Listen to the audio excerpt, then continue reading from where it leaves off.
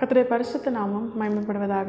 இந்த நாளிலும் இந்த காலை வேளையிலே கர்த்தர் நம்மை அவருக்குள் பலப்படுத்தும்படியாக நமக்கு தருகிற வார்த்தை ஏசாயா தீர்க்க தரிசன புஸ்தகம் அதனுடைய 37வது அதிகாரம் அதனுடைய 35வது வசனமும் 36வது வசனமும்.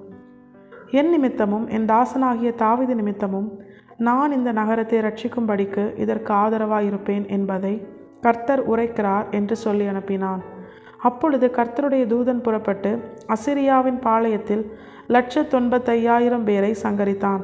அதிகாலமே எழுந்திருக்கும் போது இதோ அவர்கள் எல்லாரும் செத்த பிரேதங்களாய் கிடந்தார்கள். கர்த்தருடைய பரிசுத்த நாமம் மகிமைப்படுவதாக. இந்த வசனத்தை கொண்டுதான் தேவன் தேவஜனங்களாகிய நம்மை இன்று அவருக்குள் பலப்படுத்துகிறார். நம்முடைய வாழ்க்கையிலும் இந்த சம்பவம் நம்ம எல்லாருக்குமே தெரியும்.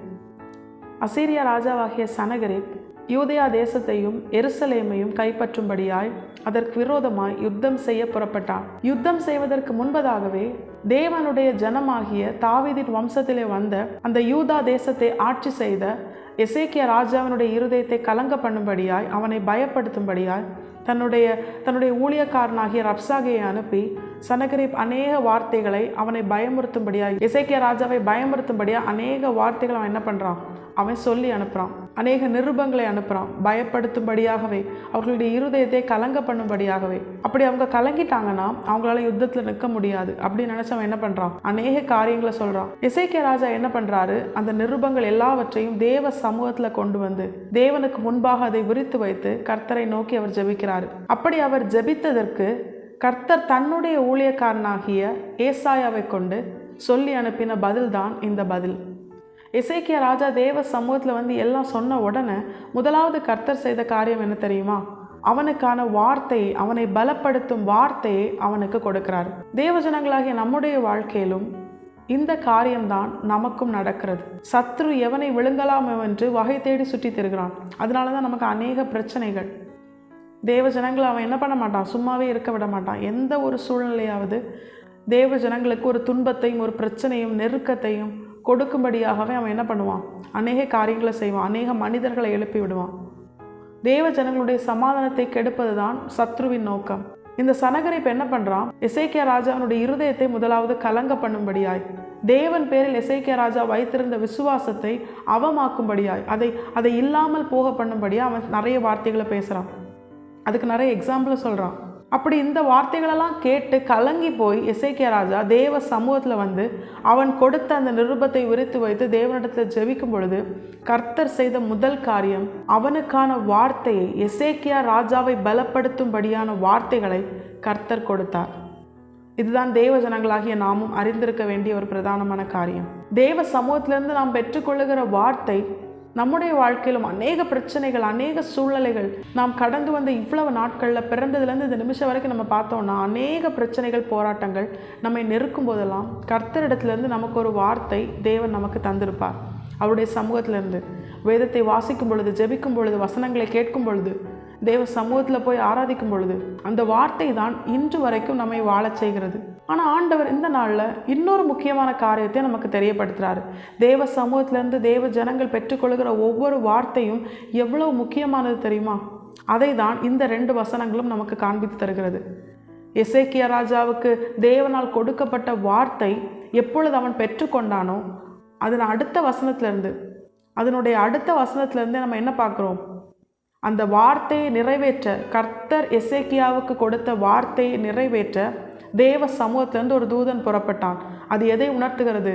எப்பொழுது எசேக்கியாவுக்கான வார்த்தை தேவனிடத்திலிருந்து கொடுக்கப்பட்டதோ, எப்பொழுது எசேக்கியா அதை பெற்றுக்கொண்டானோ அந்த நிமிஷத்திலிருந்து எசேக்கியாவுக்காக பரலோகமே செயல்படுது. நம்முடைய வாழ்க்கையில் அப்படித்தான். ஒவ்வொரு நிமிஷமும் இந்த ஒரு உணர்வு நமக்கு இருக்கணும்.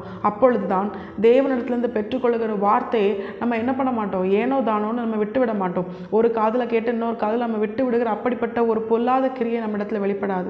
நம்ம எந்தெந்த காரியத்திற்காகலாம், எந்தெந்த பிரச்சனைகள், போராட்டங்கள், தேவைகளுக்காகலாம் நம்ம ஜெபிக்கிறோமோ, தேவ சமூகத்தில் போயிருந்து அவரிடத்துல நம்ம விண்ணப்பம் பண்ணுறோமோ, அதை குறித்து தேவன் நமக்கு வார்த்தையை தருவார் தெரியுமா? எப்பொழுது தேவ சமூகத்திலேருந்து நமக்கான வார்த்தை கிடைக்கிறதோ அந்த நிமிஷத்துலேருந்தே அந்த காரியத்தில் தேவன் செயல்பட ஆரம்பித்து விடுவார். நமக்காக பரலோகமே செயல்படும். என்னென்ன செய்யணும்னு கர்த்தருக்கு தெரியும். அவ்வளவு பெரிய சேனை, அசீரியா ராஜாவினுடைய சேனை, அவன் வர வழியில் எல்லா தேசத்தையும் அவன் என்ன பண்ணினான், அவன் அக்னியால் சுட்டரித்து அதன் காரியங்கள் எல்லாவற்றையும் அவன் கைப்பற்றி அவன் ஜெயித்துட்டே வரான். ஆனால் இங்கே அவனால் ஜெயிக்க முடியல. யூதேயாவில் அவனுடைய கிரியைகள் அங்கே ஜெயிக்க முடியல. ஏன் தெரியுமா? அவனுடைய வல்லமையை காட்டிலும் பெரிய வல்லமை யார் தெரியுமா? எல்லாவற்றையும் சிருஷ்டித்த நம்முடைய ஆண்டவர். அவர் ஒருவரே கர்த்தர், அவர் ஒருவரே ஜீவனுள்ள தேவன், அவர் ஒருவரே தேவன். அப்படிப்பட்ட தேவன் எசேக்கியாவோடு கூட இருந்தது போல தான் நம்மோடு கூட இருக்கிறார். ஒவ்வொரு சூழ்நிலையிலும் ஆண்டவர் நமக்கு தருகிற வார்த்தையை நாம் மறந்து போகவும், அந்த சூழ்நிலையில் மீண்டும் மீண்டும் நாம் சிக்கிக்கொண்டு வேதனைப்படவும் என்ன காரணம் தெரியுமா? தேவன் தந்த வார்த்தை அது சும்மா ஆண்டவர் தரல. அந்த வார்த்தை எப்பொழுது தேவனிடத்திலிருந்து நாம் பெற்றுக்கொண்டோமோ உடனே தேவன் நமக்காக செயல்பட அவர் ஆரம்பித்து விட்டார் என்ற உணர்வு நமக்கு இல்லாததுனால தான் வார்த்தை கிடைத்த பிறகும் அநேக காரியங்களை குறித்து நம்ம கலங்குறோம். இன்னும் நடக்கலையே அப்படின்னு நம்ம நினைக்கிறோம் தெரியுமா? வார்த்தை கிடைத்த பிறகும் தேவ சமூகத்திலேருந்து நம்ம ஜெபித்த காரியங்களுக்கெல்லாம் தேவன் நமக்கு தேவனுடைய வார்த்தை வசனங்கள் தந்த பிற்பாடும் நம்ம அந்த காரியங்களை குறித்து நம்ம சோர்ந்து போக என்ன காரணம் தெரியுமா? அது இன்னும் நமக்கு நடக்கலையே அப்படின்னு நம்ம நினைக்கிறதுனால தான். தேவன் தம்முடைய வார்த்தையை நமக்கு தந்திருக்கிறார். உடனே அவர் செயல்பட ஆரம்பித்து விட்டார். தேவ சமூகத்திலிருந்து ஒரு தூதன் புறப்பட்டான். ஒரே ஒரு தூதன் தான். அவன் அந்த இரவு அசீரியா ராஜாவினுடைய பாளையத்தில் இருந்த 1,95,000 பேரை அவன் என்ன பண்ணினான்? அவன் சங்கரித்து போட்டான். அது எதை உணர்த்துகிறது தெரியுமா? வார்த்தையை பெற்றுக்கொண்ட உடனே கர்த்தர் அவனுக்காக செயல்பட்டார். ஆனால் அது எப்பொழுது வெளியானது தெரியுமா? அதிகாலையில் எழுந்தவங்க பார்க்கும் பொழுது அவர்கள் சேனையில் இருந்த 1,95,000 பேரும் செத்து கிடந்தார்களாம். அதிகாலையில் தான் அது தெரிந்தது. ஆனால் எசேக்கியாவுக்காக கர்த்தர் அந்த இரவே செயல்பட்டு விட்டார். இது எதை உணர்த்துகிறது? அநேக காரியங்கள் நாம் தேவனிடத்தில் ஜெபிக்கிறோம். அவர் நமக்கு வார்த்தையை தராரு. அவர் வார்த்தையை தந்த உடனே அவர் எல்லாவற்றையும் ஆயத்தப்படுத்தி விட்டார். அவர் எல்லாவற்றையும் செயல்படுத்தி விட்டார். வசனமும் நமக்கு அதை தான் காண்பித்து தருகிறது. தமக்காக காத்திருக்கிறவர்களுக்கு உலக தோற்றம் முதற்கொண்டே அவர் ஆயத்த பண்ணின நன்மைகள் அவர் ஆயத்த பண்ணிவிட்டார். அந்த நன்மையை நாம் சுதந்திரிக்க தான் ஏற்ற காலம் என்று ஒன்றை வைத்திருக்கிறார். நினச்சி பாருங்க, எசேக்கியா ராஜாவுக்கு இது தெரியுமா? வார்த்தையை பெற்றுக்கொண்ட உடனே பரலோகத்திலிருந்து ஒரு தூதன் புறப்பட்டு அசீரியா பாளையத்தில் உள்ள 1,95,000 பேரை அவன் கொன்று விட்டான் என்று எசேக்கியா ராஜாவுக்கு தெரியுமா? தெரியாது. வார்த்தையை பெற்றுக்கொண்டு அவன் விசுவாசித்து அந்த நாள் முழுவதும், அந்த இரவு முழுவதும் எசேக்கியா ராஜா தேவனையே அவன் நம்பிட்டு இருந்திருப்பான். ஆண்டவர் வார்த்தையை தந்திருக்கிறாரு, நிச்சயமாக அவர் என்னை காப்பாற்றுவார், நிச்சயமாக அவர் இந்த அசீரியா ராஜாவின் கரத்துலேருந்து என்னை காப்பாற்றுவார் அப்படின்னு சொல்லி தேவ சமூகத்தில் அவன் விசுவாசத்தோடு காத்திருந்திருப்பான் கர்த்தருடைய ரட்சிப்புக்காக. அதிகாலையில் இந்த செய்திகளெல்லாம் எசேக்கியா ராஜாவுக்கு தெரிஞ்சிருக்கும். இது எதை உணர்த்துகிறது தெரியுமா? நம்முடைய வாழ்க்கையில் அப்படித்தான். அநேக காரியங்களுக்காக நம்ம ஜெபிக்கிறோம். அநேக காரியங்களுக்காக நம்ம ஜெபிக்கும் போது ஆண்டவர் வார்த்தையை தந்துட்டாரு.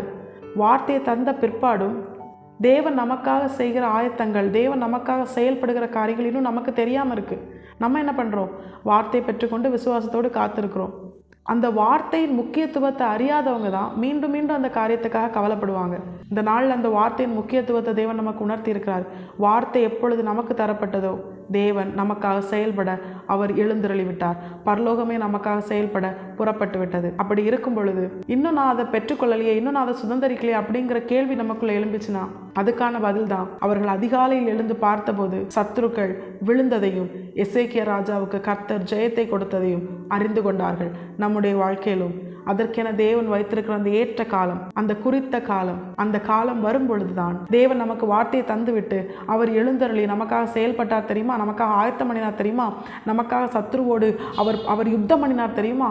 இதன் எல்லாவற்றிற்கான முடிவையும் நமக்காக தேவன் ஆயத்தம் பண்ணி வைத்திருக்கிற நன்மைகளையும் ஆசீர்வாதங்களையும் தேவைகளையும் எல்லா போராட்டத்திலிருந்து நம்மை விடுதலை ஆக்கின மகிமையான அப்படிப்பட்ட நன்மைகளையும் அவருடைய ஏற்ற காலத்திலே நாமும் கண்டு அதை சுதந்திரிக்க, அதனுடைய ஆசீர்வாதத்தை கர்த்தருக்குள் சந்தோஷமாய் களிகூர்ந்து பெற்றுக்கொள்ள தேவன் நமக்கு அனுகிரகம் செய்வதும் அதிக நிச்சயம். கர்த்தருடைய வார்த்தையின் முக்கியத்துவத்தை அறிந்து கொள்ளுங்க. வார்த்தை எப்பொழுது நமக்கு தரப்பட்டதோ அது சும்மா தரப்படலை. வானங்களை திறந்து அவர் நம்மோடு கூட பேசுகிறார். நமக்கு வார்த்தையை தந்துவிட்டு அவர் நமக்காக எழுந்தருளுகிறார். பரலோகமே நமக்காக எழும்பி செயல்படும். கர்த்தர் எழுந்தருளி சியோனுக்கு தயசேவா, சியோனுக்கு தயசேயும் காலமும் அதற்கான குறித்த வேளையும் வந்துவிட்டது. கர்த்தர் தாமே நமக்கான வார்த்தையை தந்து அந்த வார்த்தைக்காக அவர் செயல்பட்டு அதை ஏற்ற காலத்தில் நாம் சுதந்திரிக்கும்படியா கர்த்தர் தாமே நம் அனைவரையும் ஆசீர்வதித்து வழி நடத்துவாராக. கர்த்தருடைய பரிசுத்த நாமம் மட்டுமே மகிமைப்படுவதாக. மாரநாதா, இயேசு வருகிறார். ஆயத்தமாகவும் பிறரை ஆயத்தப்படுத்துவோம். ஆமென்.